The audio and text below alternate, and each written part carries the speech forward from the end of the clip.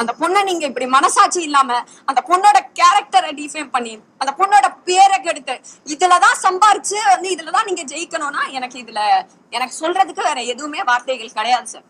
என் மேல எந்த தப்பும் இல்ல, எனக்கு மடியில கனம் இல்ல, வழியில பயம் கிடையாது. அப்படி நீங்க யாராச்சும் என்னை நம்பி ஏமாந்துருந்தீங்கன்னா தயவு செஞ்சு வந்து கேஸ் கொடுங்க. என் கேஸ் எடுக்கல, ஃபர்ஸ்ட் நான் கொடுத்தாது நீங்க கொடுங்க, அவங்க எடுப்பாங்க, அவங்க வந்து விசாரிக்கட்டும். என்ன நானும் என் கணவரும் குற்றமற்றவர், நாங்க வந்து இதை லீகலா வந்து இதுக்கு ஏத்த மாதிரி நாங்க ப்ரூவ் பண்ணிக்கிறோம்.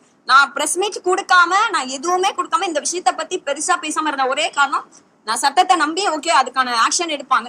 இன்ஸ்டன்டா இன்ஸ்டாகிராம் மூலியமா சிஎம் ஆனாங்க அப்படின்னு சொல்றாங்க விஜய் அண்ணாவை எல்லாரும். இன்ஸ்டன்டா அவங்க ஆட்களை காப்பாத்தி அவங்களுக்கு எதிராக பேசுறவங்க மேல இந்த இன்ஸ்டன்ட் தாக்குதல் நடத்துறத விட்டுவிட்டு அவர் வந்து கண்டிப்பா மக்களுக்கு இன்ஸ்டன்டா ஏதாச்சும் பண்ணாருன்னா ரொம்ப நல்லா இருக்கும்னு வேண்டிக்கிறேன்.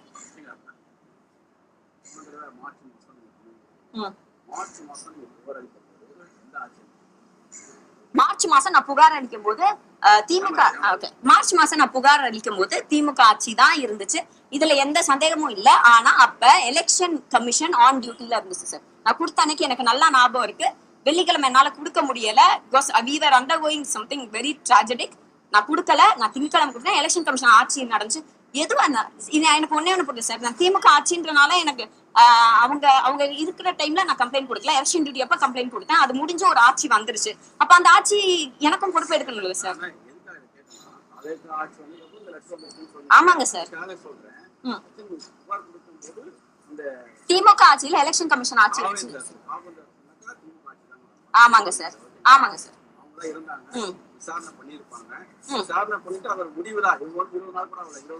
இல்ல சார், இத வந்து நான் ஏன் சொல்றேன் இல்ல நீங்க சொல்றது கரெக்ட் சார். என் கணவர் இருக்கா அலைஞ்சாரு. இவர் போய் அண்ணா நகர் ஸ்டேஷன்ல எப்ப ஆட்சி வரதுக்கு முன்னாடிங்களா வந்ததுக்கு வந்தாங்க ஞாயிற்றுக்கிழமை. இல்ல அவங்க கூப்பிடல சார். நான் போய் கேட்டேன் ஞாயிற்றுக்கிழமை அண்ணா நகர் ஸ்டேஷன்ல. இது எங்க டிவிஷனுக்கு வரல, நீங்க கோயம்புல கேளுங்கன்னாங்க. கோயம்புல கேட்டதுக்கு அவர் வந்து ஸ்டெப் எடுத்து இங்கே வரல, நீங்க வலசரவாக்கத்தை கேளுங்கன்னாங்க. வலசரவாக்கத்தை கேட்கறதுக்குள்ள எங்களுக்கு வந்து இந்த நோட்டீஸ் வந்துச்சு வீட்டுக்கு போஸ்ட்ல வந்தோடனே நம்ம டேரக்டா திரும்பி அகைன் கம்ப்ளைண்ட் வந்துட்டோம். எனக்கு ஒரே ஒரு சந்தேகம் தான் சார். பொன்ராஜ் அவர்கள் வந்து ஒரு கருத்து வச்சாரு, ரொம்ப தவறான கருத்து. ஒரு பெண்கள் சமுதாயத்தை அப்படி பேசக்கூடாது. அவர் மேல இன்னைக்கு வழக்கு பதிஞ்சிருக்காங்க. இன்னைக்கு என்ன பார்த்து ஒவ்வொருத்தரும் கொச்சையா பேசுறதுக்கு நான் கம்ப்ளைண்ட் கொடுத்திருக்கேன். ஏன் வழக்கு பதியல? அப்ப அவங்க கட்சி ஆளுகளுக்கு ஒரு நியாயம், எங்களுக்கு ஒரு நியாயமா சார்? சார் நான் சொல்றேன், அவங்களோட திட்டங்கள் எதுவா இருந்தாலும் ஒரு பெண்ணுக்கு பாதுகாப்பு இல்லைன்னா அது கண்டிப்பா அது ஃபெயிலியர் தான் சார். அது எந்த பெண்ணா இருந்தா. நான் ஓட்டு போடல சார். ஆமா நான் ஓட்டு போடல. அதுக்காக என்ன இப்படி தாக்கணும்னு அவசியம் இல்லையே சார்.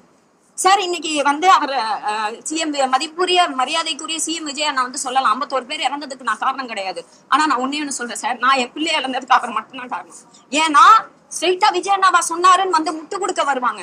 அவர் சொன்னாருன்னு சொல்லல. ஆனா இப்படி அவதூறாவும் இப்படி ஆபாசமும் பேசக்கூடிய இத்தனை ஆட்கள் இருக்காங்க, இத்தனை ஃபேக் ப்ரொஃபைல்ஸ். அவங்க கிட்ட ஒரு வார்த்தை பெண்கள் அப்படி பேசாதீங்கன்னு அவர் சொல்லியிருந்தா இன்னைக்கு நான் இதை இழந்திருக்க மாட்டேன் சார். இன்னைக்கு எனக்கு நடந்துருச்சு சார். நாங்க தாங்கிட்டு இவ்வளவு தூரம் வந்துட்டோம். இது நாளைக்கு உங்க பக்கத்து வீட்டுல நடக்கும், உங்க வீட்லயே நடக்கும். இங்க எதிர்த்து பேசுனீங்க, இது நடக்கக்கூடிய எல்லா வாய்ப்பும் இருக்கு.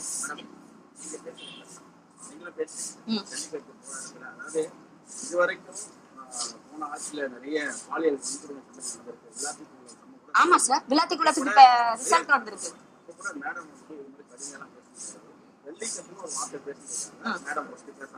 ஆமாங்க சார். அதுக்கப்புறம் தொடர்ந்து அவரை விமர்சிக்கிறீங்க, உரிமையில கூட நீங்க பேசுறீங்க சார். கூட்டத்துல இல்ல சார், நான் முடிச்சுக்கிறேன்.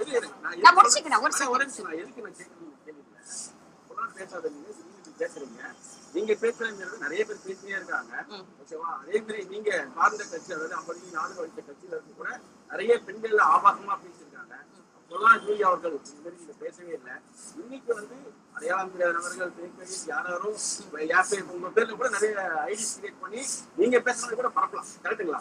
ஆமா சார். இது கண்ட்ரோல் பண்றதுக்கு கண்காணிக்கிறதுக்கு போலீஸ் பாத்துட்டு இருக்காங்க. அவருதான் காரணம். நீங்க எப்படி சொல்றீங்க? Right sir. ஃபர்ஸ்ட் நீங்க நான் ஒருமையில பேசினேன்னு சொன்னீங்கல்ல, நான் ஒருமையில பேசினேன் அப்படின்னு சொல்றாங்க. நீங்க எல்லா வீடியோ, நான் எந்த வீடியோ டிலீட் பண்ணல சார். பெரம்பூர்ல வானே பாத்துக்கலாம். என்ன உங்களுக்கு கேக்குதா தெளிவா? வானே பாத்துக்கலாம், வாடா பாத்துக்கலாம் நான் சொல்லல.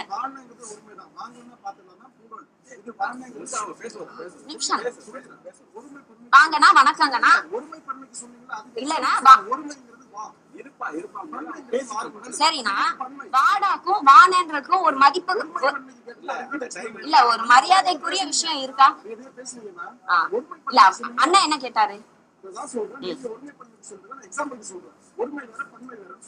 நான் எங்க ஊர் சைடுனா நான் பரமக்குடிக்காரி, பாப்பா பாத்துக்கலாம் போப்பா பாத்துக்கலாம்னு சொல்ல, வாங்கன்னு உட்காருங்கன்னு நீங்க வந்து சரிங்கண்ணா நான் தமிழ் கத்துக்கிறேன்னு. அண்ணா நான் முடிக்கல உங்களோட இதுக்கு. ஓகே, அப்ப வந்து நிறைய பேர் பெண்களையும் டிவிகேயோட கட்சி பெண்களையும் வந்து கேக்குறாங்க, ஏன் நீங்க கேட்கலன்னா, ஆனா எனக்கு நடந்ததுக்கு நான் கேட்டுட்டு இருக்கேன், அடுத்தவங்களுக்கு நடக்குதுன்னு எனக்கு தெரிஞ்சா அதையும் நான் கேட்பேன்.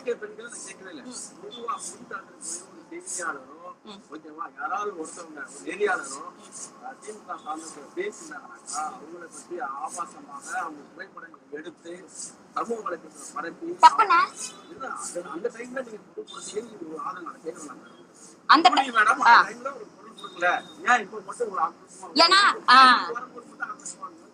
ஆனா நான் என்ன சொல்றேன், இன்னொருத்தவங்களுக்கு வரும்போது நான் குரல் கொடுக்கலன்னு நீங்க சொல்றீங்க, எந்த இடத்துல குரல் கொடுக்கணும்னு நினைக்கிறீங்க? ஆமாண்ணா இப்ப ஆறுல ஒரு செகண்ட்.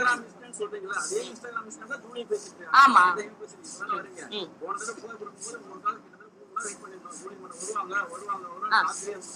ஆமாண்ணா நான் புகார் கொடுத்தேன். இல்ல இல்ல கரெக்ட்ண்ணே, நான் இப்ப எல்லாருக்கும் வந்து கேட்டவங்க எல்லாருக்கும் நான் கண்டிப்பா வந்து கொடுப்பேன் வந்து கொடுத்தேன். அன்னைக்கு நான் சொல்லலண்ணே, நான் கொடுக்காத ரீசன் நான் சொல்றேன்.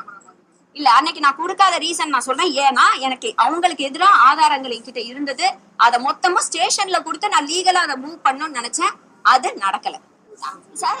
எனக்கு அது இல்ல சார், என்னன்னா இந்த சர்மியோட நான் 2-3 போட்டோ எடுத்திருக்கேன், 4-5 போட்டோ எடுத்திருக்கேன்றத வச்சுட்டு அவங்களுக்கு தொடர்பு இருக்கான்னு ஃபர்ஸ்ட் எனக்கு தெரியாது. அப்படி தொடர்பு இருந்தா அவங்க கூட இருந்த காரணத்துக்காக ஏன் மேல பழி போறது கொஞ்சம் கூட ஏத்துக்க முடியாது சார். அப்படி சொல்ல போனா நான் நிறைய பேரோட போட்டோ எடுத்திருக்கேன், நிறைய பேரோட பழகிருக்கேன், பழகினவங்க எல்லாரும் பண்ற குற்றத்துக்கு நான் தான் பலியாடுன்னு சொல்ல முடியாது சார். இங்க கிட்னி வாங்குறதும் தப்பு, விக்கிறதும் தப்பு சார், சட்டப்படி குற்றம். இத பண்றவங்க குற்றவாளிகள் தான். ஆனா இங்க இவங்க 2 பேரும் விக்டிம்ஸ். எப்படி இவங்க எல்லாம் விக்டிம்ஸ், எதுலயும் சம்மந்தப்படாத நானும் என் ஹஸ்பண்டும் குற்றவாளி. சூப்பரா இருக்குல்ல இதுல வீடியோ கிட்னிக்காக நான் இது வரைக்கும் எதுவும் ஹெல்ப் பண்ணது இல்ல சார். நான் வந்து லிவர் சர்ஜரிக்கு குழந்தைங்களுக்கு நான் வீடியோ போட்டு பைசா வாங்கி கொடுத்துருக்கேன். இது பிக் பாஸ் அல்டிமேட்லயே நான் சொல்லியிருக்கேன் என்னோட பிரஸ் மீட்ல. உங்களுக்கு வேணும்னா நாங்க யூஸ்வலா என்ன பண்ணுவோம்னா வீடியோ போடுவோம், ஃபண்ட்ஸ் ஃபுல்லா கலெக்ட் பண்ணதுக்கு அப்புறம் அந்த வீடியோ ஆர்ச்சீவ் பண்ணி வைப்போம். என்கிட்ட அந்த ஆர்ச்சீவ் வீடியோ இருக்கு சார். சார் இது ஃபண்ட் கலெக்ஷன் சார், லீகல். நீங்க சொல்ற மாதிரி லீகலா பண்ணி ஹாஸ்பிட்டல்ல கொண்டு போய் அந்த செக் அவங்க கையால கொடுத்து எல்லாமே இருக்குங்க சார். எனக்கு அதுதான் சார் தெரியல, கிடையாது சார்.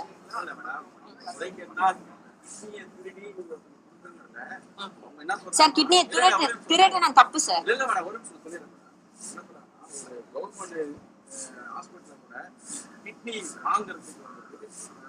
நிறைய பேர் இருப்பாங்க, அவங்களுக்கு நேரடி வாங்கி தரேன் அப்படிதான் இந்த சோ கால்ட் ராதிகா ராஜ்குமார் எங்க மேல குற்றச்சாட்டு வச்சிருக்காங்க. கரெக்ட் கரெக்டா சார்? நான் எதுவும் எனக்கு இல்ல சார், எனக்கு அவங்களுக்கு சம்பந்தம் கிடையாது. எனக்கு இது சம்பந்தமான டாக்டர்ஸையோ இல்ல நர்சஸையோ இல்ல நீங்க சொல்ற மாதிரி இந்த ஹாஸ்பிட்டல்ஸையோ அவங்களுக்கு எனக்கு எந்தவித கான்டாக்டுமே கிடையாது சார். சார் செவிலியர் வந்து 2017க்கு முன்னாடி கரெக்டா, 2017 வந்ததுக்கு அப்புறம் நான் எந்த ஹாஸ்பிட்டலையும் வந்து செவிலியரெல்லாம் வேலை செய்யல. அதுக்கப்புறம் என்னோட கான்டாக்ட்ஸும் அப்படியே குறைஞ்சிருச்சு.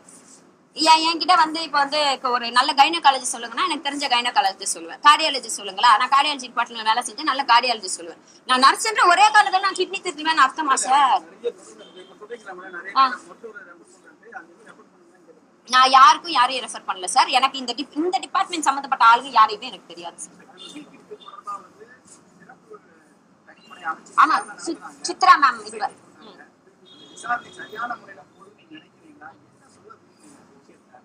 சார் விசாரணை சார். கண்டிப்பா சார், நான் இப்பயும் சொல்றேன், இன்வெஸ்டிகேஷன் எதுவா இருந்தாலும் அதுக்கு நானும் என் கணவரும் நாங்க ஒத்துழைக்க ரெடியா இருக்கோம். அதுக்கான இன்வெஸ்டிகேஷன் எடுத்தா அதுக்கு நாங்க வந்து சொல்றக்கூடிய எங்க மேல பழி வந்திருக்குல்ல சார், எங்க மேல அவதூறு போட்டுட்டாங்களே, அதை கிளியர் பண்ண வேண்டிய கடமை எங்களுக்கு இருக்குல்ல, நாங்க இன்வெஸ்டிகேஷனுக்கு ஒத்துழைக்க தயாரு. அதே மாதிரி எப்படியாச்சும் இந்த இப்ப வந்து புதுசா சித்ரா மேம்ன்றவங்கள போட்டிருக்காங்கன்னு சொல்றாங்க, அவங்களே நாங்க நேர்ல பார்த்து இது மாதிரி எங்க மேல போட்டிருக்காங்க, நீங்க இதுக்கும் சேர்த்து விசாரணை பண்ணுங்க அப்படின்னு கேட்க ரெடியா இருக்கும். சொல்லுங்க.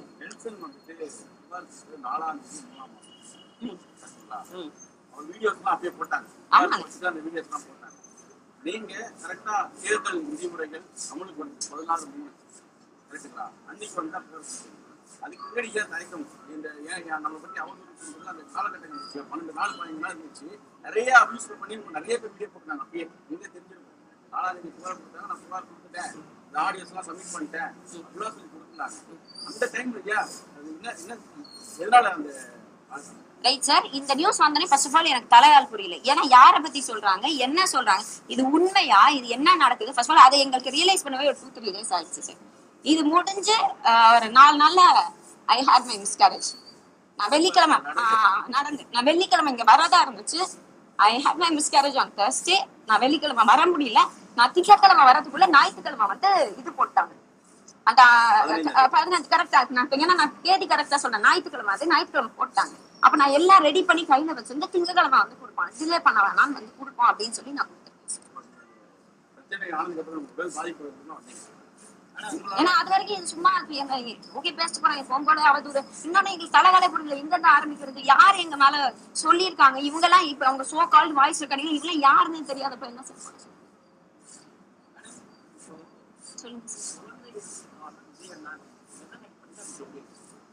சார். இந்த ஸ்ட்ரெஸ்ஸுக்கு எனக்கு ஏற்பட்ட ஒரே காரணம் என் கணவருக்கு அப்பயும் சொன்னாரு. என்னோட திருமணத்தப்பையும் வந்து நான் கிட்னி மோசடியில ஈடுபட்டிருக்கேன்னு யாருக்கும் தெரியாது. என்னைக்கு நான் விஜயண்ணனை பத்தி பேச ஆரம்பிச்சேன்னா உடனே எல்லாரும் கேட்டா வந்து தாவேக்கா சப்போர்ட்டரு, அதனால வந்து என் மேல அவங்க வெளியே வந்து சொல்றாங்க அப்படின்னு சொல்றாங்க. எனக்கு என்ன புரியலன்னா, நான் அப்பெல்லாம் இல்லாம இப்ப திடீர்னு ஒரு விஷயம் வந்திருக்கு, திடீர்னு என் மேல ஒரு அவதூறு பரப்புறாங்க, திடீர்னு என் மேல வந்து நீ இருக்கிற ஒரு பெண் பிள்ளை என்னெல்லாம் பேசக்கூடாது எல்லாம் பேசுறாங்க. இதெல்லாம் பேசுறாங்கன்னு குட்டீஸுக்கெல்லாம் ஓட்டு போடுங்கன்னு கேட்கக்கூடிய மதிப்புக்குரிய மரியாதைக்குரிய சிஎம் விஜய் அண்ணா அவர்கள் பெண்களை பத்தி இப்படி இழிவா பேசுறது அவர் கண்ணில் படவே இல்லைன்னாலும் ஒரு வார்த்தை இப்படி என்னை விட்டுருங்க சார், எந்த பெண்ணையும் தாவேக்கா கட்சி சார்பில நீங்க யாரும் பேசக்கூடாது அப்படின்னு ஒரு வார்த்தை சொல்லிடலாம். கிட்னி பிரச்சனை தனி பிரச்சனை நான் ஹேண்டில் பண்ணி, அது ஒரு அவதூறு சார். நான் மொத்தமா உடைஞ்சது எங்க தெரியுமா சார், 3வது புருஷன். இதே கல்யாணம் நாங்க 6 வருஷம் காதலிச்சிருக்கோம் சார். இந்த கல்யாணத்துக்காக வெயிட் பண்ணி நாங்க அவ்வளவு தூரம் பெத்தவங்க ஏன்னா நான் பிறப்பாலை கிறிஸ்தவர், அவர் பிறப்பாலை இஸ்லாமியர். நாங்க உட்காந்து இந்த கல்யாணத்துக்காக அவ்வளவு ஒர்க் ஹார்ட் பண்ணிருக்கோம் சார். எங்க இருந்தா வந்து ஈஸியா திமுக கிட்ட இருந்து நான் 30 லட்சம் வாங்கிட்டு கல்யாணம் பண்றேன்னு சொல்லிட்டு அவங்க போயிடலாம் சார், அது பிரச்சனை இல்லை. ஆனா என்னன்னு நான் முடிச்சுக்கிறேன் சார். என்னன்னு சொல்லனா 3வது புருஷன், அப்ப 2 கணவரை காட்டுங்க சார். நாங்க 2 பேரும் ஹேண்டில் பண்ணிப்போம். நீங்க எங்களை சுத்தி இருக்கவங்கள யோசிச்சிங்களா, எங்க பெத்தவளை யோசிச்சிங்களா, எங்க ஃப்ரெண்ட்ஸை யோசிச்சிங்க, எங்க சொந்தக்காரங்களை யோசிச்சிங்களா? அவங்களை எப்படி சார் சமாளிப்பீங்க? அவங்கள எப்படி நீங்க சமாளிப்பீங்கன்னு சொல்லுங்களேன். அப்ப ஒரு நிமிஷம் இருக்கு. அப்ப இத நான் அப்ப டிவிக்கு எதிர்த்து பேசினா அவங்க வந்து அடிப்பாங்க. அவங்க அடிக்கிறனாலதான் என் குழந்தை போச்சு சார். அந்த டிப்ரெஷன்ல தான் போச்சு, அந்த ஸ்ட்ரெஸ்ல தான் போச்சு. இதுக்கு வேற ஆன்சர் இல்ல சார். ஏன்னா அண்ணன் என்ன சொல்றாருன்னா, அதாவது 51 பேர் என் மேல கொலைப்பள்ளி போடுறீங்களான்னு அண்ணன் வந்து கேட்டாரு. 41 இப்ப அதுக்கப்புறம் நான் சொல்றேன். அது அவரு ஒரு கிளைம் பண்றாரு, நான் பண்ணல. அதுதான் அவர் சொல்றாரு, கொலைப்பள்ளியே என் மேல போடுறீங்களேன்னு சொல்றாரு இல்லைன்னா. விஜய் அண்ணா வந்து இவ்வளவு பெரிய கொலைப்பள்ளியே என் மேல போடுறீங்களே அப்படின்றாரு. நான் சொல்றேன், அவங்கள பத்தி அவங்க பெத்தவ வந்து என் பிள்ளை வந்து விஜய் அண்ணனுக்காக இறந்து போச்சுன்னு அவங்களோட என்ன எண்ணங்களோ அது எனக்கு தெரியாது, அதுல எனக்கு சம்மந்தம் இல்லை. ஆனா நான் இழந்ததுக்கு காரணம் அவர் தான். இந்த ஒரு இழப்புக்கு முற்றிலும் காரணம் அவர் தான்.